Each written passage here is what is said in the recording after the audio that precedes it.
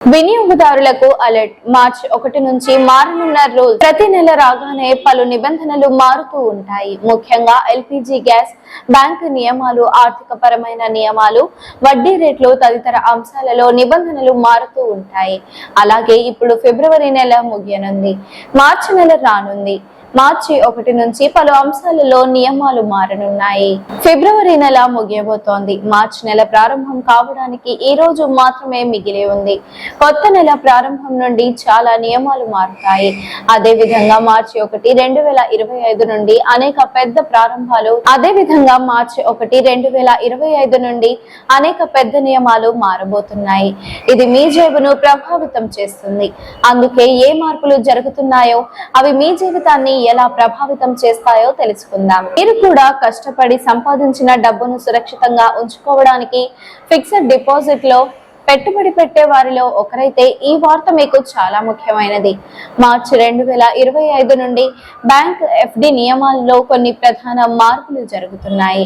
ఈ కొత్త నియమాలు మీ రాబడిని ప్రభావితం చేయడమే కాకుండా మీ పన్ను ఉపసంహరణ పద్ధతులను కూడా ప్రభావితం చేస్తాయి. మీరు భవిష్యత్తులో ఎఫ్డి చేయాలని ఆలోచిస్తుంటే ఈ మార్పులు మీకు ప్రయోజనకరంగా ఉంటుంది. ఎఫ్డి పై వడ్డీ రేట్లలో మార్పు. మార్చి 2025 నుండి బ్యాంకులు ఎఫ్డి పై వడ్డీ రేట్లలో కొన్ని మార్పులు చేస్తాయి. వడ్డీ రేట్లు పెరగవచ్చు లేదా తగ్గవచ్చు. ఇప్పుడు బ్యాంకులు వాటి ద్రవ్యత, ఆర్థిక అవసరాలకు అనుగుణంగా వడ్డీ రేట్లలో మార్పులు చేయవచ్చు. చిన్న పెట్టుబడిదారులపై, ముఖ్యంగా 5 సంవత్సరాలు లేదా అంతకంటే తక్కువ కాలం ఎఫ్డీలు చేసిన వారిపై కొత్త రేట్ల ప్రభావం చూపవచ్చు. చిన్న పెట్టుబడిదారులపై ప్రభావం ఉండవచ్చు.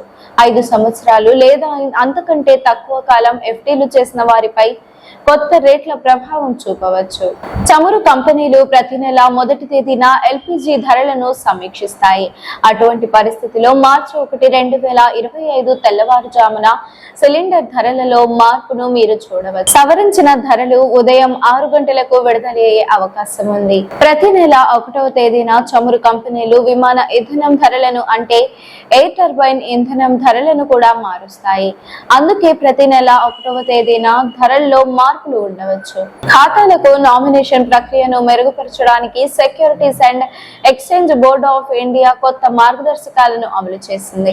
మార్చి 1, 2025 నుండి అమల్లోకి వచ్చే కొత్త సవరించిన నియమాలు ముఖ్యంగా పెట్టుబడిదారుడి అనారోగ్యం లేదా మరణం సంభవించినప్పుడు ఆస్తులను బదిలీ చేసే ప్రక్రియను సులభతరం చేయడానికి రూపొందించాయి. ఈ వీడియో మీకు నచ్చినట్లయితే లైక్ చేయండి. మరికొన్ని లేటెస్ట్ అప్డేట్స్ కోసం వెంటనే మన ఛానల్ ను సబ్స్క్రైబ్ చేయండి. ఈ వీడియోపై మీ అభిప్రాయాన్ని కామెంట్ రూపంలో తెలియజేయండి.